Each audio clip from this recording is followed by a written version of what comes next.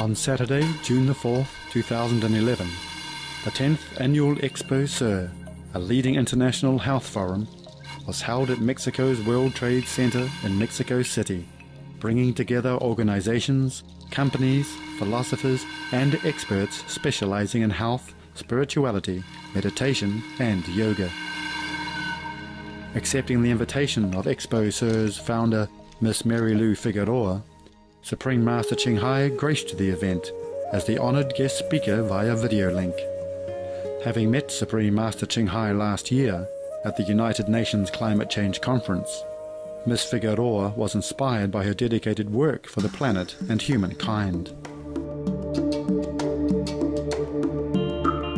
During the video conference, Supreme Master Ching Hai lauded the Mexican government for its green endeavors, while encouraging all in the world to adopt the organic vegan solution for halting climate change. We now invite you to join us from the live video conference with Supreme Master Ching Hai, titled From Crisis to Peace, The Whole Universe is Blessing Us, held on June the 4th, 2011 in Mexico City, Mexico.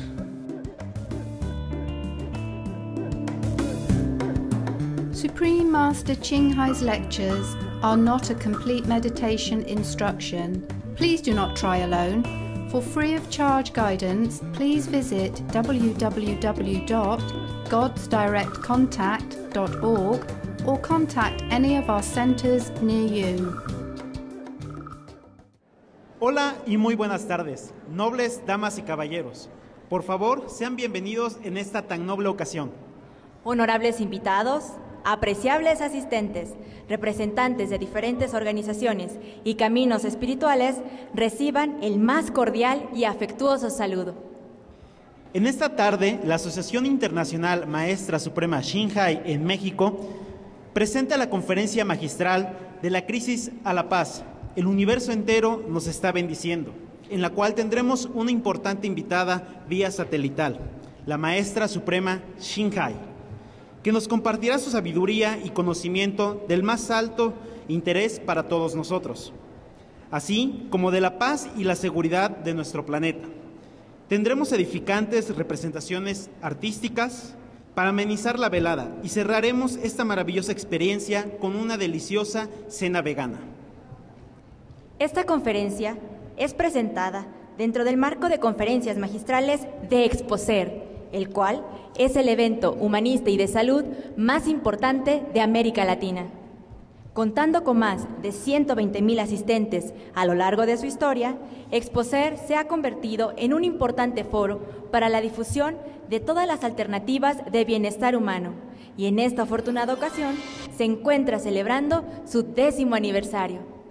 También queremos saludar y darle la más afectuosa de las bienvenidas a nuestros espectadores internacionales que nos reciben en sus hogares en el mundo entero a través de Supreme Master Television, un canal de televisión constructiva que se transmite las 24 horas del día, los 7 días de la semana, durante todo el año, el cual puede disfrutarse a través de sus 14 plataformas satelitales de forma gratuita en el mundo y con más de 75 proveedores de sistema de cable e IPTV, en sus más de 60 idiomas y 40 subtítulos disponibles. También puede consultarse en línea en www.suprememastertv.com/ES. Muchas gracias por acompañarnos este día. Así es, a todos ustedes, le agradecemos el honor de su presencia el día de hoy a esta conferencia magistral.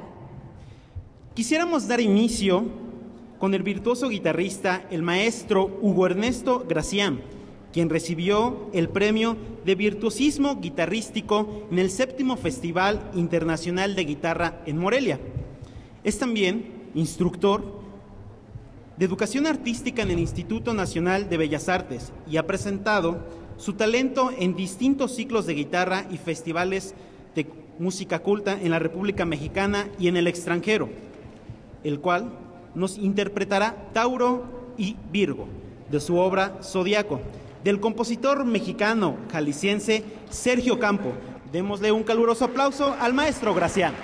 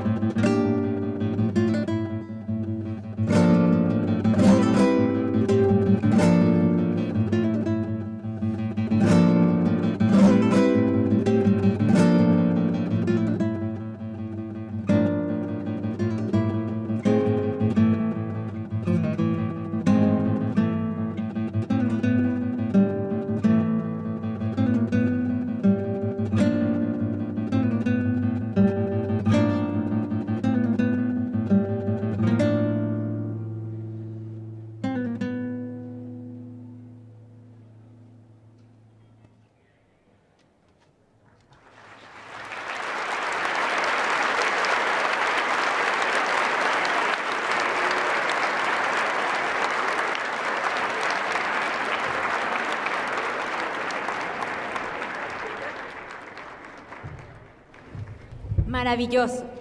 Muchísimas gracias al maestro Gracián por compartir estas bellas piezas que buscan reflejar con sus acordes las características representativas de cada signo zodiacal.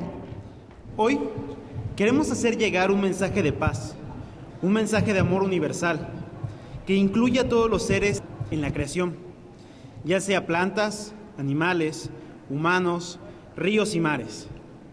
Todo aquello que comprende esta excelsa creación universal, de la cual formamos parte, de nuestra gran abundante belleza de nuestra Madre Tierra. Este misericordioso planeta nos ha dado todo lo que hemos podido necesitar y más.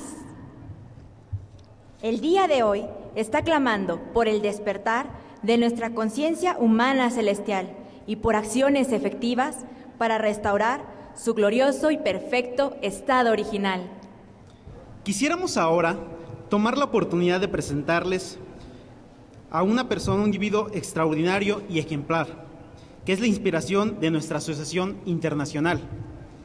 La maestra suprema Thanh es una maestra espiritual, artista y filántropa vegana, reconocida a nivel mundial, que ha dedicado toda su vida al servicio desinteresado de la humanidad, extendiendo su amor más allá de las barreras culturales, raciales y de especie.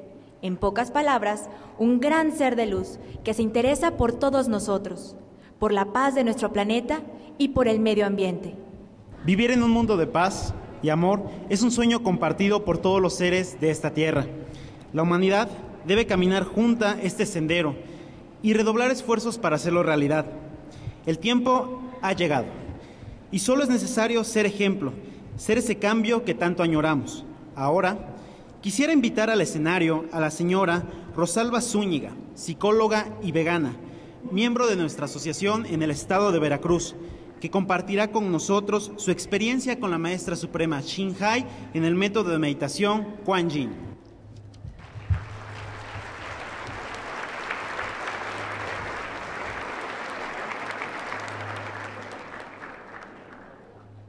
Doy gracias a Dios por estar aquí y tener la oportunidad de agradecer a la Maestra Suprema Ching Hai todo su amor y las infinitas bendiciones que solo ella es capaz de dar. Desde niña tuve sueños muy especiales, con mucho colorido y emoción. Por ejemplo, aguas torrenciales como el diluvio, las pirámides de Egipto, pagodas chinas de puro oro florentino, con una belleza excepcional, que de niña no lo había visto ni en revistas, ni había televisión en mi tiempo y comunidad. Yo sentía que había algo más de lo que podía ver con mis sentidos. Así mi vida se convirtió en una búsqueda. Muchas veces me sentí muy pequeñita, como perdida en tanto espacio, desvalida en un mundo de caos, pero algo había en mí que me decía, llegarás mañana. ¿A dónde? No lo sabía. Buscaba explicaciones, buscaba la verdad, me cuestionaba, ¿por qué nací? ¿Por qué estoy aquí? ¿A dónde voy? Un día, siendo adolescente, escribí, quiero encontrar a Dios. Busco a un ser supremo que comprenda todo y resuelva los problemas y conflictos que atañen a toda la humanidad. ¿Por qué reñimos hermanos con hermanos? ¿Por qué discutimos padres con hijos?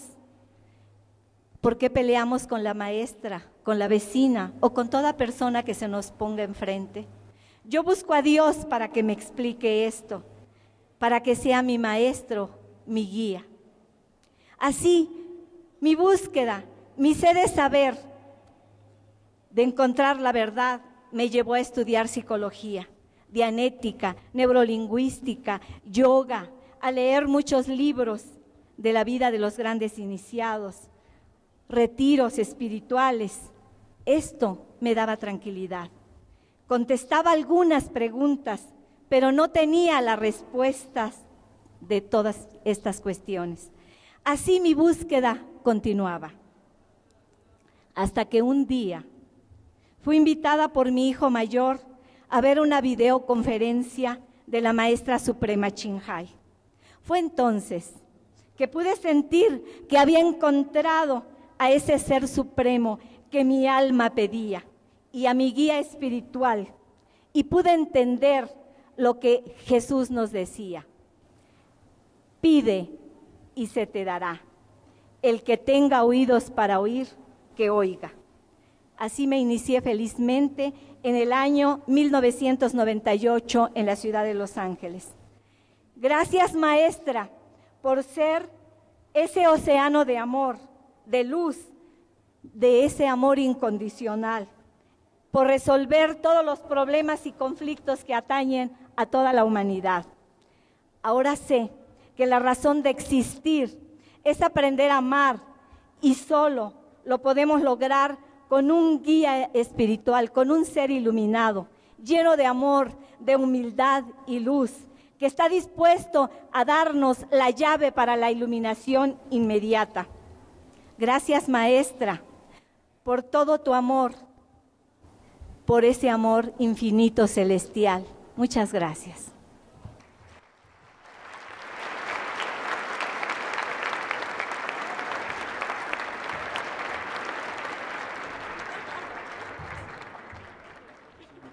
Muchas gracias por compartir con nosotros algunos de los muchos beneficios derivados de llevar una vida de amor, de compasión y de las bendiciones que se derraman en nuestras vidas cuando entramos en contacto con la naturaleza de Dios inherente a todos nosotros.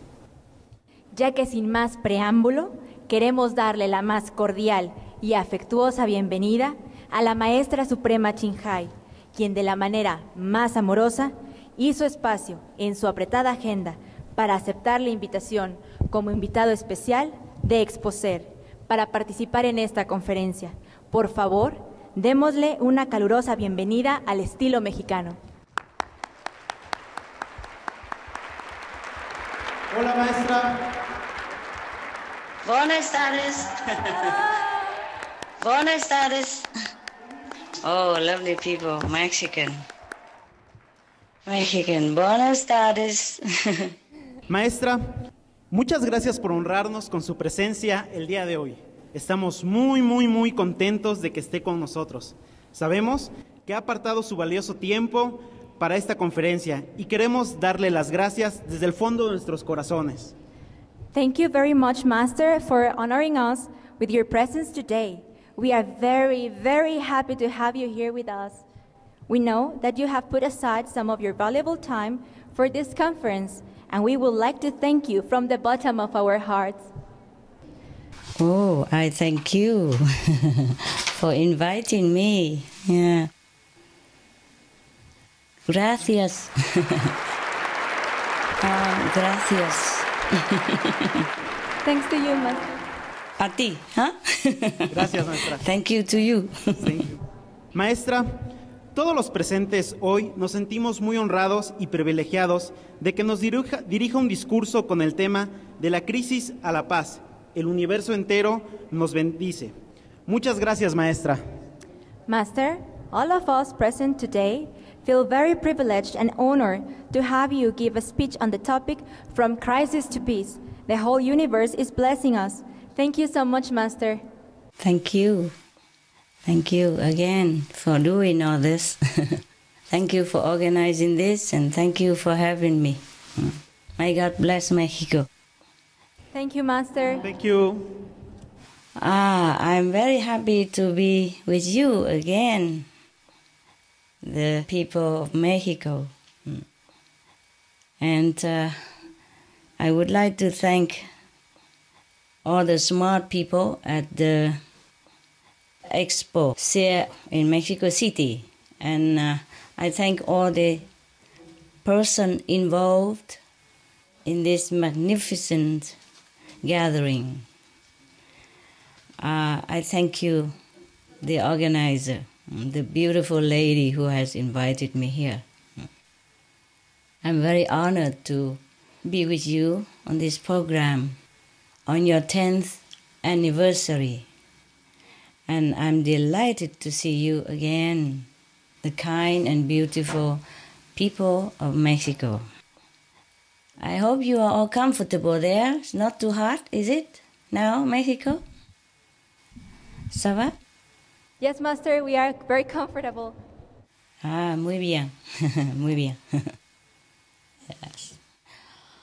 I always remember how sweet, gentle, and hospitable the Mexican people are. Yes, always good memory in my heart. And I have just been in your country again, last winter.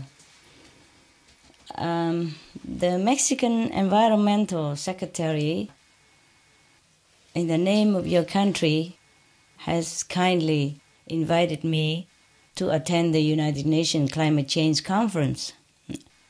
Your government graciously facilitated the discussions in such a way that all the countries participated there felt welcome and their voices were heard, so that the leaders of all the countries left the conference with some satisfaction of fruitfulness and hope for the planet's future. I think part of that outcome was due to the good heart and wisdom of the hosting Mexican people. So I was more than happy to join this event again in order to see the Mexicans again, especially as this is so positive, such a very forward-thinking gathering. I'm sure you all agree to this, and we all thank the organizers and all persons involved. I would like to mention something about holistic health and personal growth, which are very essential for our happy life. Holistic means wholesome. Wholesome. We seek always to be whole, because that is what we are originally. We are part of something wholesome, great, because we are part of God. And this prompts us always to be seeking inside our heart, to be whole again, to be one with God again. This is much like how our hand, for instance, is part of our whole body and sharing the same flow of nutrients and life force. And when the body feels cold, the hands also feel especially chilled. But when the body is healthy, the hand is also healthy and strong. The nails grow longer and good, and the fingers feel pink, plump, smooth, etc. Similarly, we are also part of the whole planet. We are part of the whole planet, the whole community of worldly people, earthly people. Whatever affects our planet as a whole affects us as a person. So climate change is a most urgent case of this, as it affects our earth, ourselves, and our loved one. Climate change is becoming a very big problem, huge problem, and much sooner than we ever thought or expected. The International Energy Agency has just estimated again that emissions of the greenhouse gas rose to a record amount in 2010. So much so that keeping global average temperature increases below the barely safe level of 2 degrees Celsius look like an unreachable dream now. We pray that it won't be the case, but the reality is scary. This is frightening news for us, because 2 degrees increase is the threshold for dangerous climate change. Already, extreme weather-related disasters in Mexico caused up to 60,000 people to lose their lives each year. Global warming also causes mosquito-borne diseases like malaria and dengue fever to increase, especially after floods. And I'm very worried to hear that dengue fever cases in Mexico have been getting worse. 2010 was much worse than 2009, for example. And there has been a big increase in the number of the most aggressive kind of dengue. It's called hemorrhagic dengue. And at least 16 cases have been fatal in 2010. In Hermosillo, capital of Sonora State alone, cases of dengue fever exploded to 3,157, with 1/6 of the cases being hemorrhagic dengue. And the disease has been spreading. Extreme heat for humans. As we speak, much of Mexico is being gripped by extreme temperatures. The large region known as the Valley of Mexico has seen hardly any rainfall in weeks. And Mexico City, while it is a beautiful place, is not always comfortable or safe in high temperatures for people to live in. For example, food in the street stores, when people sell it alongside of the street in a small booths, they are going bad more easily, especially meat and dairy products in the heat. Health Secretary Jose Angel Cordova expressed concern that illnesses related to spoiling food have been rising in your country. So please, one word of caution, be careful when you buy food. The heat is so intense nowadays that government officials are genuinely concerned about your health. So they have asked you to stay indoors even in midday hours, or to put a hat on when going outdoor, and to drink plenty of water and constantly. You see, climate change is very dangerous to our health, the health of our parents and our young children.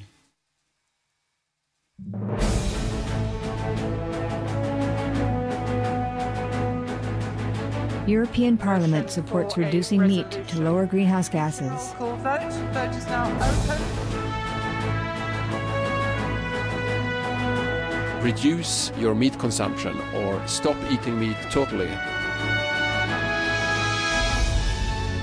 During discussions on greenhouse gas reduction goals, the Climate Committee of the European Parliament officially recognized livestock's contribution to global warming and recommended a reduction of subsidies to the livestock industry to curb methane.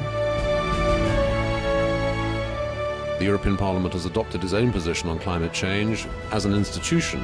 And as a Vice President, one of the proposals I have made is in line with your own, which is that we should eat far less meat, because that's one of the major sources of greenhouse gases. Please eat less meat, and let's make taxes on meat. That's definitely one of the issues we're talking about. I'd like to tell people what the cost is of eating meat for the environment worldwide.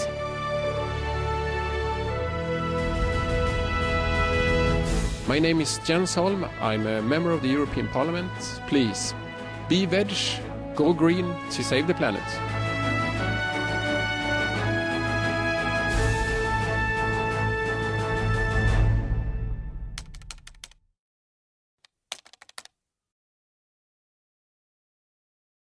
Now we also have extreme heat for glaciers.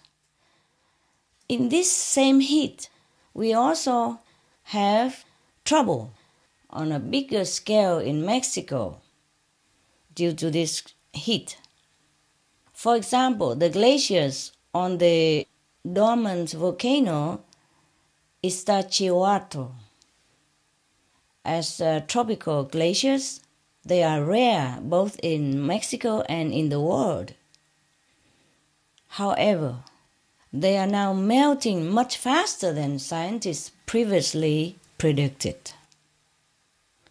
With 2 out of the 5 glaciers that have already disappeared. Now, snowfall is less frequent than before, and vegetation is appearing at higher altitude. As is the case elsewhere in the world, Mexico's disappearing glaciers spell trouble for populations and agriculture that depend on the annual snowmelt for drinking water and hydropower. So the extreme heat not only makes us feel hot, but as the glaciers melt, livelihoods, food, drinking water, etc., also face a real meltdown. But with the bad news, well, there's also good news for Mexico, thank God. When I was there, I met a lot of your journalists who are also dedicated to saving the planet and really concerned about the world, as well as many leaders, including your esteemed president, who has been at the forefront of international efforts to halt climate change. By the way, I send my heartfelt congratulations to President Calderon for the award he has just received in May. He was honored with the 2011 Champions of the Earth Prize from the United Nations Environment Program, or UNEP. You know that, right? Do you know? Yes, we know, Master. We are very proud. Good. You should be proud of him. I met him, I was so proud of him. I tell him, thank you for all the things you do for Mexicans. I love your people, I told him. And he said, I love them too. I love that. I like what he said. And his speech at the United Nations was also very, very interesting. He even mentioned that his wife is a very wise person. I'm sure she is, huh?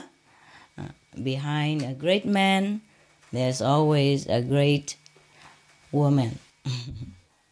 So, for his outstanding leadership in addressing climate change at both global and national level, the United Nations UNEP has honored him with a great prize. I also join myself in salute to His Excellency with all my support and admiration. And I congratulate your country for having such a wise and loving, caring leader. Thank you, Master. Now we applaud Muchas him. gracias, maestra. Yes, Master. Yeah, we applaud him, huh? You're very A big round of applause for your president and your government. I love this kind of government.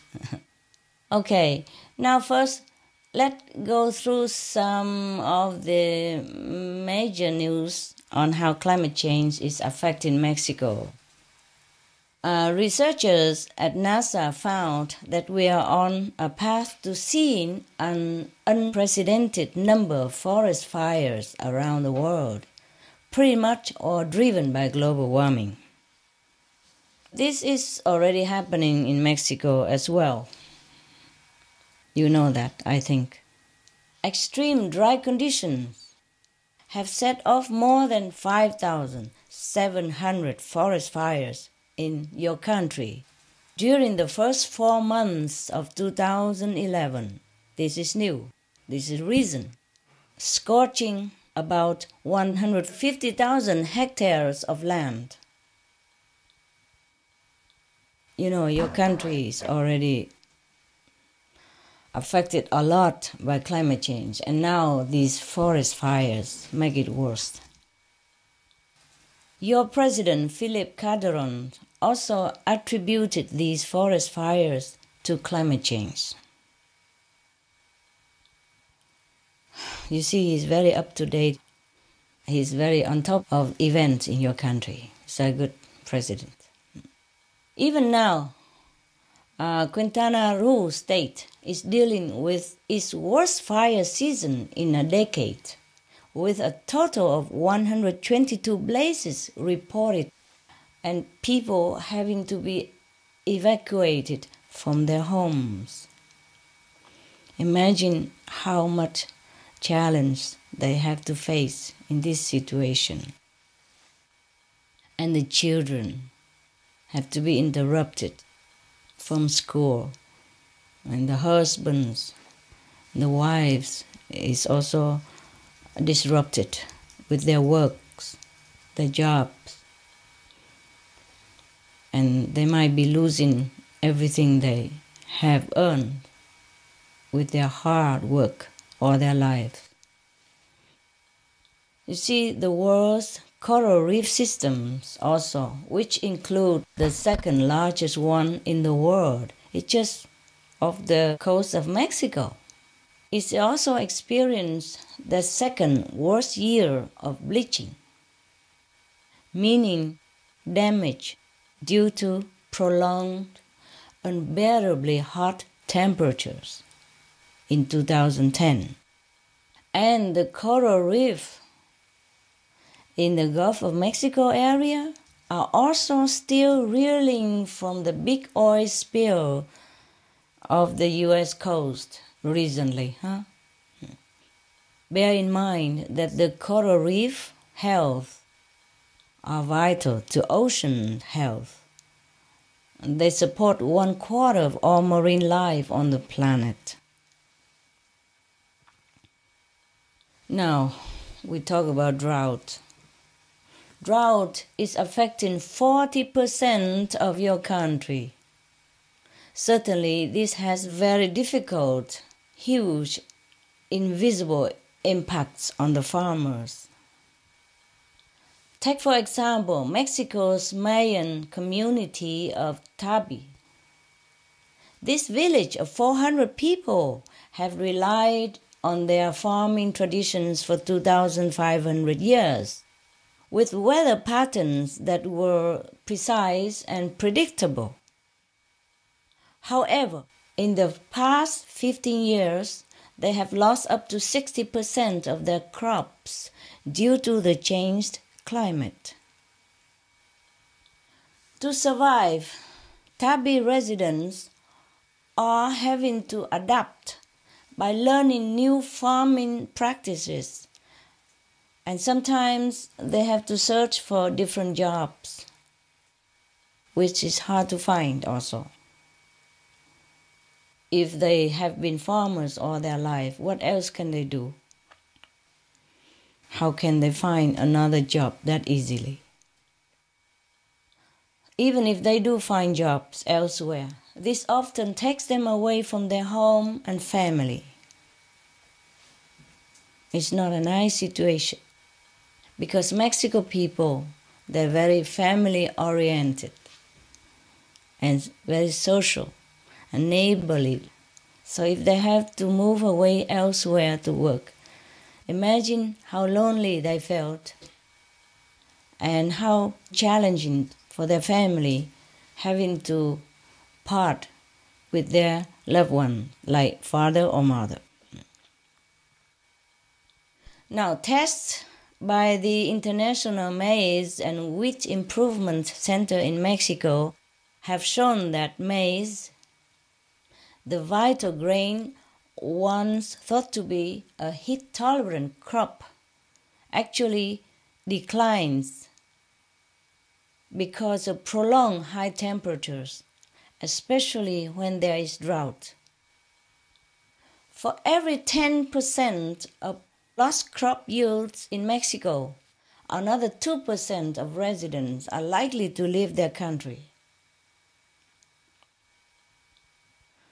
So up to 6.7 million Mexican people may be forced to leave, for example, by 2080. It would be so disruptive and challenging to the lives of so many uprooted families, not to mention heartbreaking for the relatives and friends and for the person who are going away themselves. We also have freezing temperature. It's on top of all that. Climate change brings not only drought, but also extremely freezing weather. The National Autonomous University of Mexico, or UNAM, released a report in February affirming that heavy snowstorms coming earlier this year in Mexico, the United States, and Europe were linked to climate change again. Even cold weather also linked to climate change. So you see, climate change affects us in many different ways, not just the heat, the drought, the flood, the disease, food shortage, etc., but even the cold. Over 4 million metric tons of maize were lost from Mexico's Sinaloa state due to severe frost conditions. In response, President Philip Calderon quickly offered federal aid to try and help farmers recover the vital crop to avoid a food shortage and high prices. Again, we applaud the President and the government of Mexico for their prompt response to crisis. But how long can the government continue helping people? How long will the storage supply last if the weather continues to be a burden to the nation and getting worse as the time go by? Also, the Mexican government witnessed climate change causing disease and loss to corn species in other parts of the world. Thus, the government wisely decided to preserve the integrity and resiliencies of her 60 native varieties of corn by turning down the offer to implement genetically modified versions. Wow, I really am impressed with your government decisions. This is a laudable eco-conscious actions and a health-conscious actions for your country, people. Really, your government care for its subject, for the health of the Mexicans. I would like you to applaud again your government and your president. Thank you, Master. Thank you, Maestra. No, I thank you. I thank your government. Now, we come to the forest in Mexico. Forests are important for maintaining water supplies and protecting communities from flooding. Forests are also very much needed to stop climate change because they can store tremendous amounts of greenhouse gases for us. But right now, 20 to 25% of emissions are actually coming from the forests themselves because of climate change and deforestation. Burning forests causes the massive release of CO2, carbon dioxide, that has been stored in the trees. According to the United Nations Food and Agriculture Organization, Mexico has been ranked as one of the 5 countries in the world with the largest losses of primary forest area in the last 20 years. One of the most dramatic examples is the state of Tabasco, which has lost 1 million hectares of forest, or 58% in the past several decades. Now, Tabasco has only 100,000 hectares of forest remaining. How sad for your country and for the world. The primary cause has been the expansion of livestock farming. More than half of the state's land was already converted into cattle pasture by 1980. Scientists say that the land, this Eden deforested, is at high risk of suffering the shocks of climate change. There is a higher vulnerability to flooding, soil erosion, as well as loss of biodiversity if we lose the forest. Livestock grazing has also been identified as the main cause of deforestation in Michoacán state. Latin American countries that are rich in forest cover are at risk of losing trees mainly as a result of large-scale agriculture. But not for food for human, no. It's mostly related to livestock production, livestock farming, not food farming, yes? And not only Mexico, but even the world's largest remaining tropical rainforest, the Amazon. The livestock industry is a significant driving cause of forest destruction. Some of the diseases related to meat consumption and/or production. Fatal prion diseases transmissible through air or milk. Rabies, anthrax, sleeping sickness, Q fever, norovirus, swine flu, Ebola reston virus. Cured meats and fish increase leukemia risk in children. Antibiotic-resistant superbug infections and other dangerous bacteria strains. Blue tongue disease, E. coli, Salmonella. Bird flu, mad cow disease or Creutzfeldt-Jakob disease, 90% of the population at risk. Pig's disease or PMWS, listeriosis, shellfish poisoning, preeclampsia, Campylobacter, Clostridium difficile. Diseases hidden in healthy appearing livestock. Food poisoning, heart attack, kidney failure from toxic additives like melamine and clenbuterol. Some of the costs of meat eating. Infertility.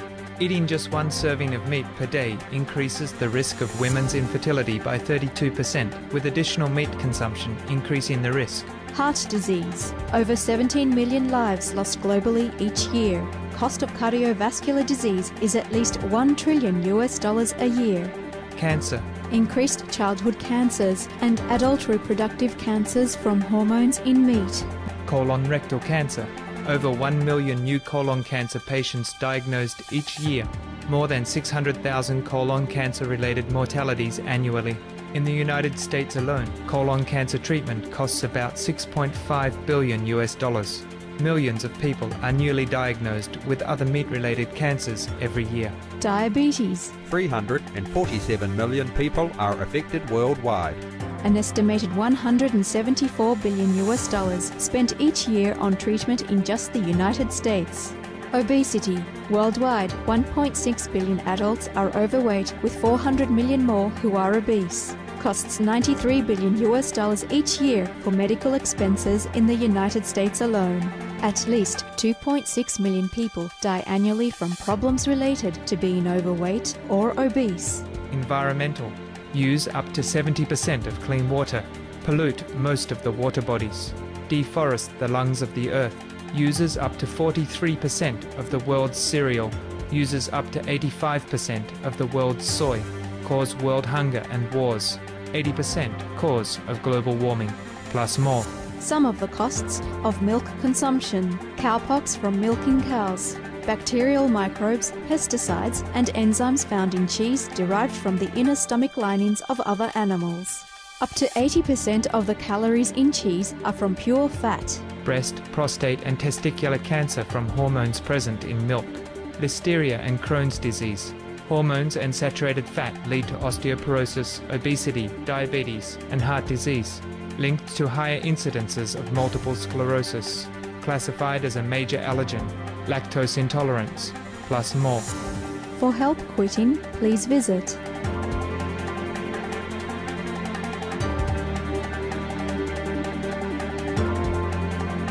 For more urgent information, please visit www.suprememastertv.com/killers. We have not been very responsible of our environment. This is a very sad thing, and it's affecting us right now.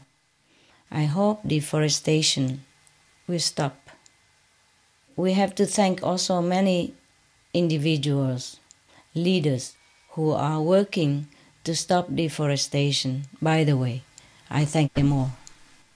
Let's hope the world listens and protect the lung of our planet.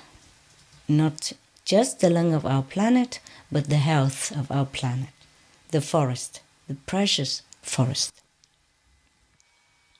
Now in Mexico, still 33% of the land is covered and blessed by forest. thanks to the Mexican government who reversed the deforestation program and made it more lustful again. And just a few months ago, Mexico was lauded as the top nation, wow, in the world for sustainable management of forests. Hey? Thank you. Thanks to your government and to your people. I would be proud if I'm a Mexican. Very proud.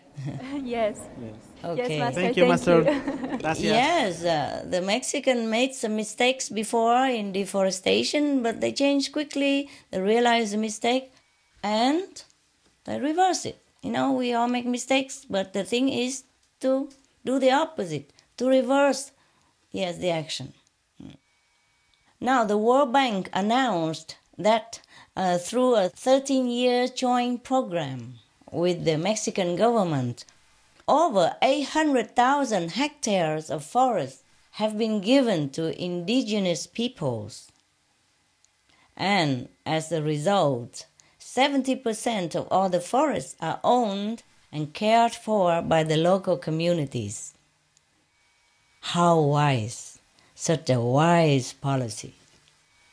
Many countries should learn from this.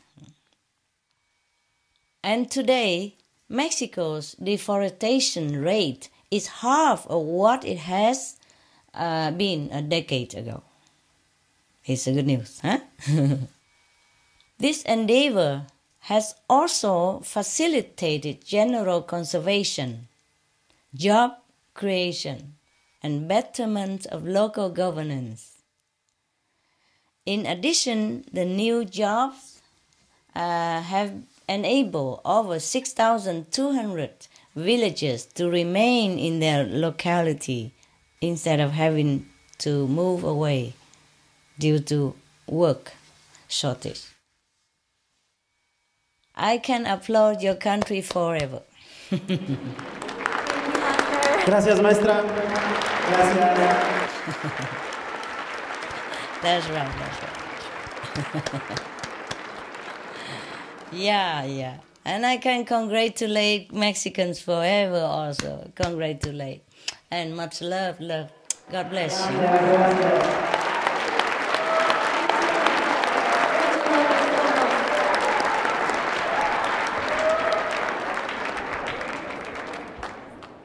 That's why I'm here today. Also, you see, it was a little difficult for me, and I supposed to be meditating more, but I'm also involved in this because I love your country.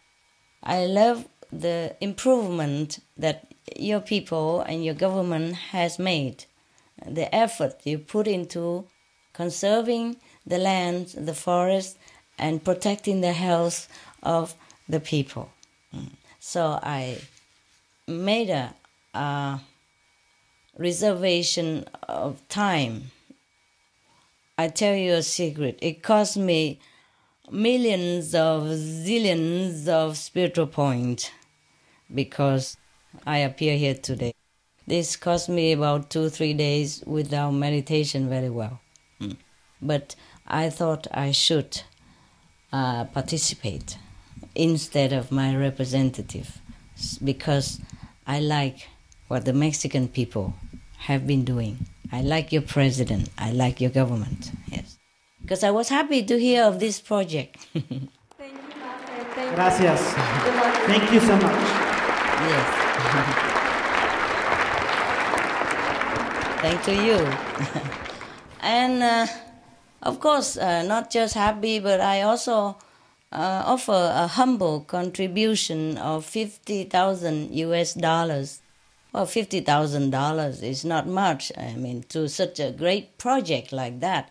But it's a symbol of support and gratitude from my part to all involved in your country and outside of your country in realizing this beautiful endeavor. Because it affects not only Mexico, but it will affect the world. You know, we are all linked together. If you protect Mexico, you also, by the way, protect the world. So I also am very grateful.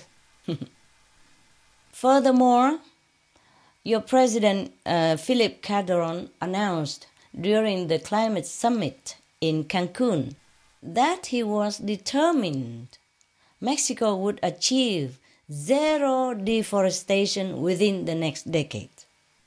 Pray for him, okay? Pray for him to do that. Yes, Master. I pray for him, for your country, yes, so that you can realize not just that, but more. It's important to protect Mexico. It's important to protect every country, of course. But any country who can do that, who is the forefront, we are especially grateful and give a high salute.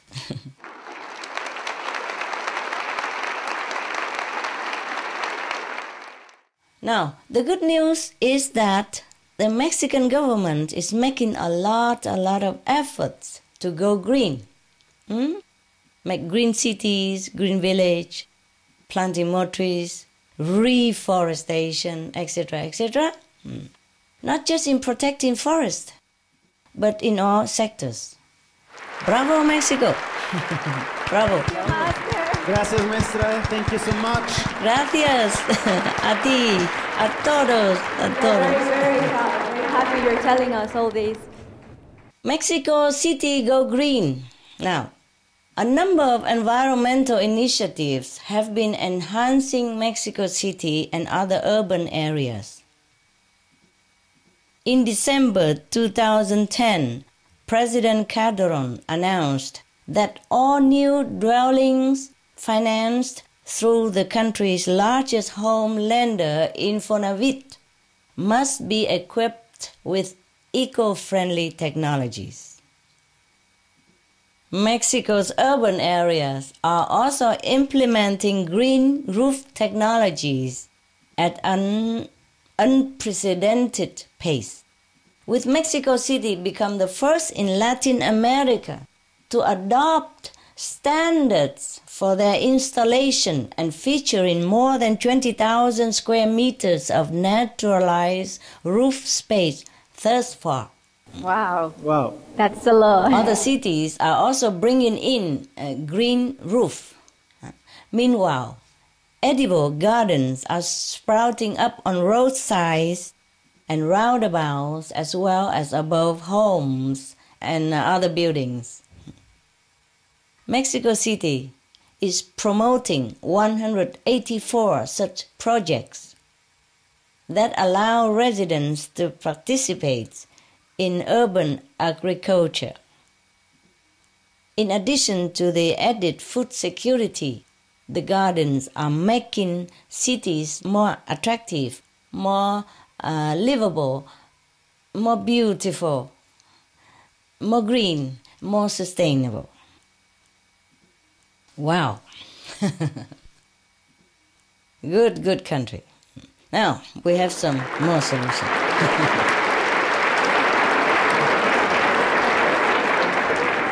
See, I'm wearing green today, huh? Yes. Because your country is going green. Just to be in tune with your projects. Yeah. Now we talk a little bit more about solution. Mexico has an abundance of sunshine, so there are plenty of opportunities to develop sustainable solar energy. Windy areas also can be used to gather wind energy. Your government is surely correct in forecasting that the business sector will also thrive in the coming sustainable future. It's not just protecting the land and the people. These kind of projects will also offer more jobs, opportunity, and new exciting jobs for the people. Yes. But of course, that is not all, because we have an urgent danger facing us. Yes. So we still have to solve the problem of climate change more at its root. Also, we still have to address food security. which is becoming an increasingly urgent matter for human survival. With all the drought and wildfires Mexico is facing, food security is really at risk. And climate change, through droughts and floods that destroy crops, is of course a major cause of high food price and food insecurity. In fact, the founder of the Earth Policy Institute, Lester Brown, who is a respected U.S. environmental leader, stated that climate change is happening so fast right now that we need to reduce greenhouse gas emissions, 80% by 2020 to protect global food supplies. Just food supplies even. Not 80% by 2050, as suggested before, which is the date discussed by many politicians, but 80% now, soon, by 2020, maximum. Because if we lose food security, our civilization could collapse. Moral standard even could collapse. People's health could deteriorate. Happiness could also collapse. Nation could collapse. Every other things might also collapse. Lester Brown and others point out that the great Mayan civilization in Mexico may have fallen when it lost control over its food supply. Climatologists say that we are facing the same danger now, today. If it happened before, it could happen again. So, how do we reduce greenhouse gas emissions 80% by 2020? How do we do that? How do we keep the global temperature at safe levels? There is a solution. A few months ago, the United Nations proposed that the best way to bring about cooling, rather than focusing on carbon dioxide, would be to reduce the shorter-lived global warming agents. These include methane, black carbon, and ground-level ozone. Dr. Drew Shindo at NASA led a team of scientists who estimate that when the effects of all these are added together, they are equal to the carbon dioxide, CO2. But because they dissipate much faster from the atmosphere, they bring a much bigger benefit to us in the short term. This is our best chance for quickly reversing the climate change. Cut it off, the danger. For example, whereas CO2 can take hundreds, if not thousands of years to dissipate from the atmosphere, most methane is gone in about 12 years. And methane's number one source from human activity is livestock raising, animals agriculture, animals products, animals industry, which cause methane gas to warm up our planet. Based on research, a significant cause of black carbon release is also livestock raising. Everything points to livestock raising. Because the burning of forests or fields to create grazing pasture or crops to feed the livestock causes black soot to be carried by wind currents all the way to glaciers and ice caps, where it speeds their melting, thus warm up the planet even more. The third short-lived agent is ozone. Ozone is a component of smoke, and we usually think that it is caused from car exhaust. But a major building block is also methane. In some rural places like California's Central Valley in the US, people don't understand why there is ozone, even though there aren't many cars there. But this region has a lot of livestock. That's why. And that's the reason Dr. Shindo and the other scientists stated that if we reduce methane, the ozone will also go away. And ozone dissipates from the atmosphere in a period of a few hours or weeks. So if we don't have these warming agents, then our planet will cool off. Very logical and simple. That is fast, just a few weeks. So the fastest way to reverse climate change is quickly reduce methane, ozone, and black carbon. And how?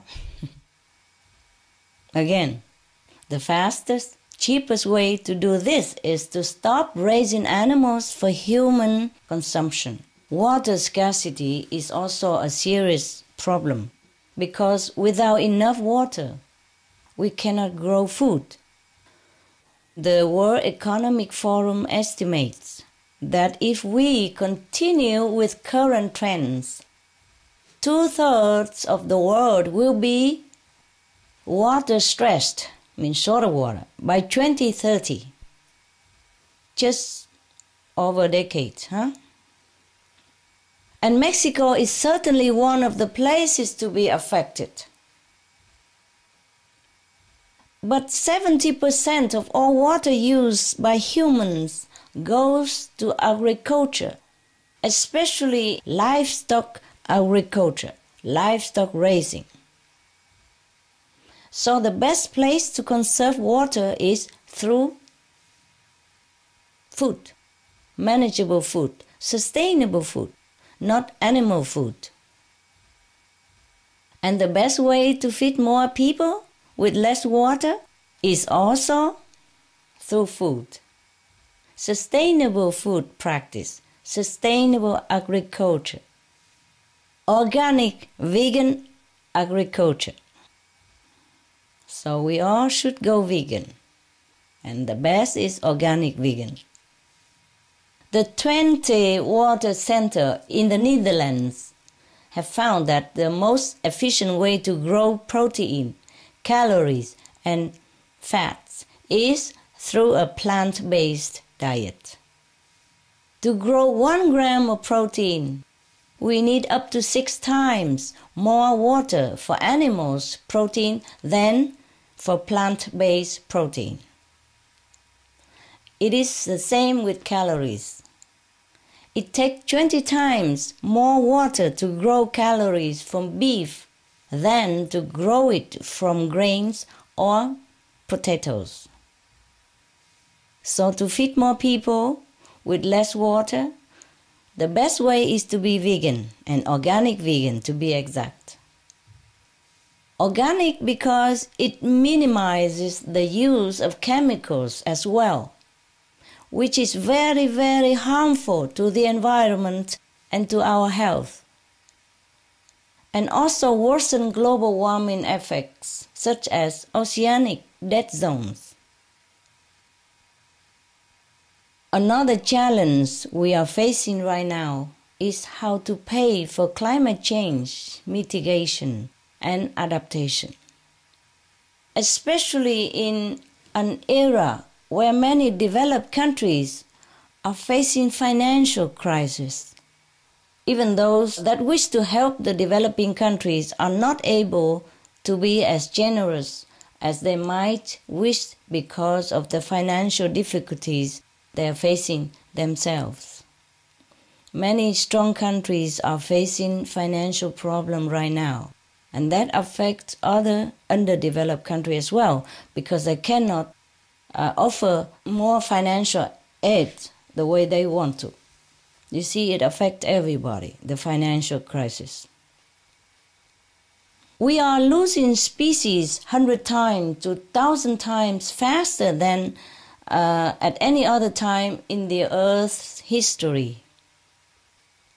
So stopping biodiversity loss is expected to cost more than to reverse climate change. So by all means, we have to reverse climate change. Now, in addition to all this, we find that 70% agricultural land is currently being used to either graze livestock or raise food for the livestock which are killed for human consumption. In evaluating policy options for reversing biodiversity loss, the Netherlands Environmental Assessment Agency has found that the single most effective approach would be a no-animal diet. This would save at least 56% of the world's disappearing wildlife. As a result, the Netherlands Environmental Assessment Agency also calculated how much money we would save if we changed our diets in order to reverse global warming. They found that a diet with no animal products at all would save the cost of mitigating climate change between now and 2050 by over 80%. So, just this one change, simple change, small change, changing our diet to an organic vegan diet. This will help all the governments of the world to afford climate change mitigation and preserve biodiversity. Just one change. That's all we have to make. It's not that big deal. Even if it is a sacrifice, just to sacrifice one part of our taste, not the whole part of our taste. Normally we would include vegetable in our food anyway. So we just change a portion of our food daily. Then we can save the world for us and for future generations. And as I mentioned earlier, it will also help us protect food security and conserve water. What is the use for us to satisfy our taste right now with meat when we know for certain that in the future our children will go hungry, our world will collapse? What is the use of that? However tasty the meat is, we have to consider this option and change it so that the world can continue to survive and thrive in abundance and happiness and health. As President Calderon accepted the UNEP Award in New York, USA, on behalf of all Mexicans, he called for a massive effort to change the world. I would say to save the world also. Because that is what a green economy implies. To save the world, to change the world for the better. He also said that we can stop both climate change and poverty at the same time by building a green economy. And I agree. Do you agree with him? Yes, Master, of course. Yes? Good people, good people.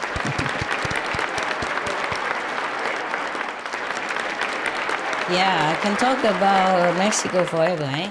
But I will stop quickly soon. Are you okay? You still interested? Yes, Master, of course. I continue a while? Yes, please. Yes, please. Yes. So a green economy is one that is powered by clean energy sources. We should fuel the economy with the cleanest fuel to keep our air, our water and land clean and our health in good condition. Because everything that is not good for the environment is not good for our health as well.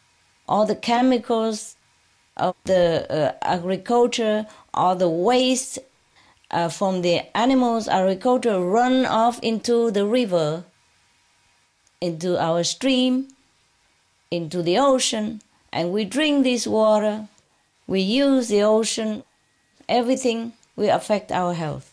That's why people are more sick nowadays, despite all the new invention, new discovery of medicines and different fashions, more hospitals than ever before.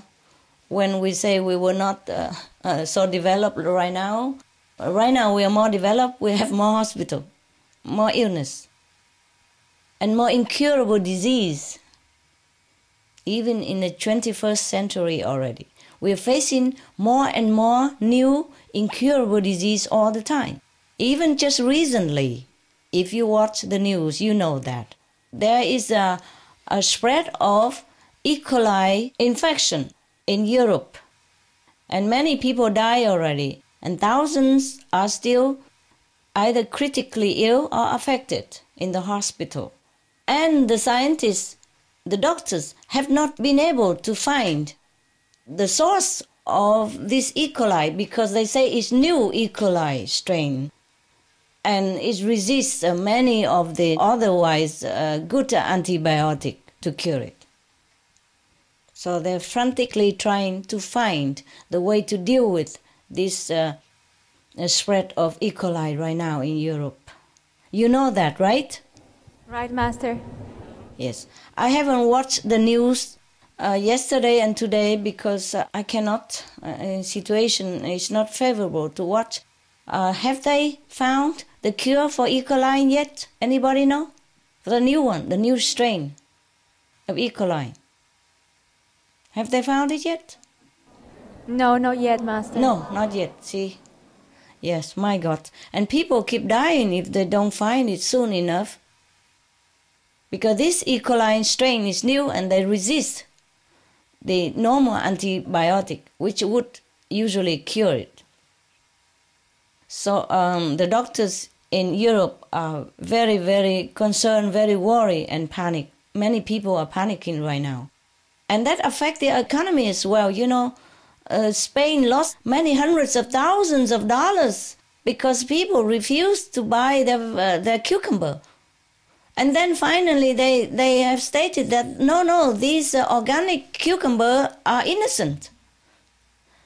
It's not the cause for the E. coli illness as originally thought and blamed for. But it's too late. I mean, the Spanish farmers have lost so much money already because people don't buy their products. And vegetable, other vegetable as well, because they suspected vegetable infect people, but it's not. It wasn't the vegetable. You see, E. coli can even jump onto the vegetable from the midsection or by handling, by people. When they're handling, if the people are sick, the vegetable may be also contaminated. It was even organic cucumber, and they blamed the organic cucumbers for the E. coli strain, but it was not at all. Thanks God for that. Otherwise, oh dear. Poor Spain. Poor cucumber. Huh? Poor innocent cucumber. Also, we should not just fuel our system with a clean fuel, but we also should fuel ourselves with the best, most clean and efficient energy source as well. Again, I'm talking about food. This our best fuel is a vegan food, the life-saving organic vegan food. Fortunately, Mexico already has a head start in organic vegan farming. In all of Latin America, Mexico is one of the top three of 4 countries with the highest shares of organic crop farmland and some of the highest numbers of organic farmers again. Oh, beautiful Mexico. Gracias, maestra. Gracias. Some of the benefits of a vegetarian diet: lowers blood pressure, lowers cholesterol levels, reduces type 2 diabetes, prevents stroke conditions, reverses atherosclerosis, reduces heart disease risk 50%, reduces heart surgery risk 80%, prevents many forms of cancer, stronger immune system, increases life expectancy up to 15 years, higher IQ, saves 70% of a total cost of $40 trillion for reducing global warming, uses 4.5 times less land to grow food, conserves up to 70% clean water, saves 80% of the cleared Amazonian rainforest from animal grazing, a solution for world hunger, free up 3.4 billion hectares of land, free up 760 million tons of grain every year, half the world's grain supply, consumes 1/3 fossil fuels of those used for meat production, reduces pollution from untreated animal waste, maintains cleaner air, saves 4.5 tons of emissions per U.S. household per year, stop 80% of global warming, plus more.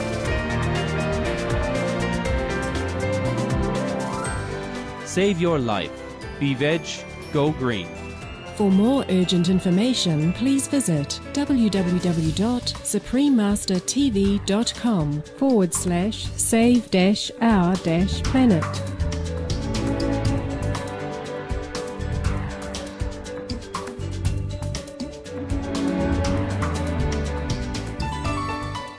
A recent study showed that organic agriculture in Mexico is generating $400 million in revenue per year. And that's, for Mexico's standard, is a lot of money, isn't it? Yes, it's a lot. Yes. In 2010, your government approved the law of organic products in Mexico, joining 37 other countries with full regulations on organic product certification. Lovely. We have all heard that when we eat something, we become what we eat. So we consume the energy of the animal, which is full of fear and panic.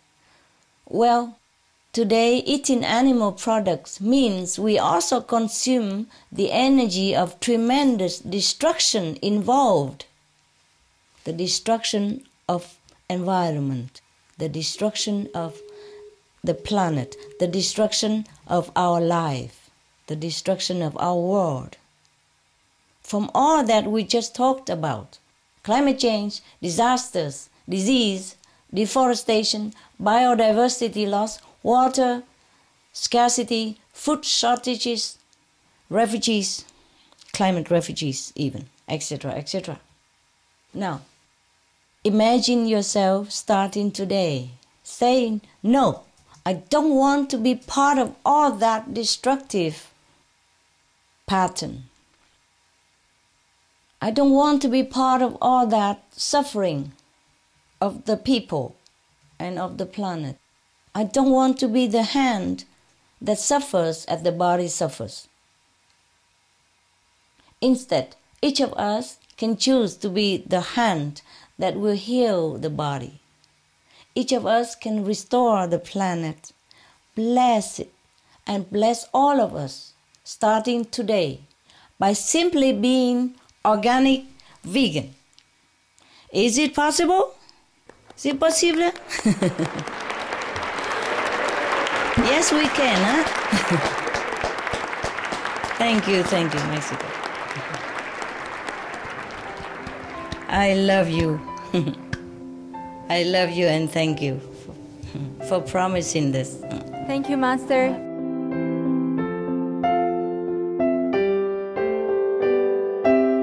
Bueno, creo que es algo ya absolutamente necesario. Esto que está haciendo la maestra tendría que difundirse a todos los niveles educativos, a todos los niveles sociales, empezando por los hogares, para que realmente haya un cambio en la humanidad, que ya es urgente, y creo que ha sido una gran labor que han desarrollado a través de la asociación, muy importante, con mucho esfuerzo. En mi personal opinión es un acto en este tiempo donde la Tierra necesita tantas atenciones y esta alternativa actual es muy importante en una salud personal y en una salud mundial, ¿no? Me gusta mucho la filosofía que nos comparte esta maestra y por supuesto que también disfruto mucho de la comida vegetariana. Es algo de lo cual disfruto mucho. Es un excelente estilo de vida, es para vivir más sano. La conferencia estuvo muy práctica para las personas que somos de aquí de México y vivir mejor, ¿no? Fue una excelente conferencia. Optar por una vida vegana, yo creo que es una forma de vida muy saludable y además que es una forma de ayudar al planeta y de ayudar a los animales, y es una forma noble, ¿no? Como dice la maestra, de compasión, y es una forma también amorosa hacia nosotros y hacia el mundo.